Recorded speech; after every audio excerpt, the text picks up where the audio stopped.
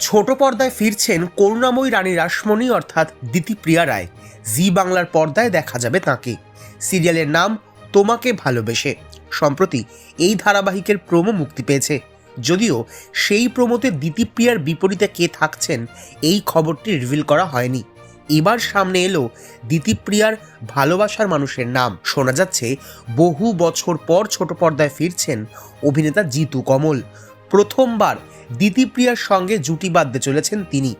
ছোট পর্দা থেকেই উত্থান হয়েছিল তার। একাধিক ধারাবাহিকে কাজ করার পর বড় পর্দায় আত্মপ্রকাশ করেন।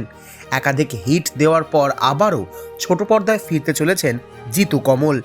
এই বিষয়ে বলে রাখা ভালো, জিতু এবং দিতিপ্রিয়া দুজনেই ছোট পর্দা দিয়ে কেরিয়ার শুরু করেছিলেন। অভিনেত্রী তো শিশুশিল্পী হিসেবেই কাজ করা শুরু করেন। দুর্গা সিরিয়ালে তার অভিনয় দেখেছি আমরা। এরপর তারা ক্রমে সরে যান বড় পর্দা এবং ওয়েব মাধ্যমে। রানী মায়ের ইমেজ ভেঙে এদিকে দিতিপ্রিয়া উপহার দেন রাজনীতি, ডাকঘর, বোধন সহ একাধিক হিট সিরিজ। অন্যদিকে জিতু অপরাজিত, পদাতিকের মতো ছবিতে কাজ করেন।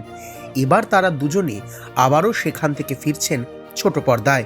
শোনা যাচ্ছে অসমবয়সের প্রেমের গল্প নিয়েই ধারাবাহিকটি এগোবে। পূর্বজন্মের একটা যোগসূত্রও রয়েছে এই গল্পে।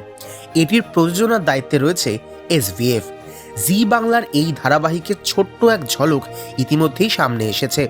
সেখানে দেখা যাচ্ছে হেলিকপ্টারের সঙ্গে পাল্লা দিয়ে সাইকেল চালাচ্ছেন দিতিপ্রিয়া।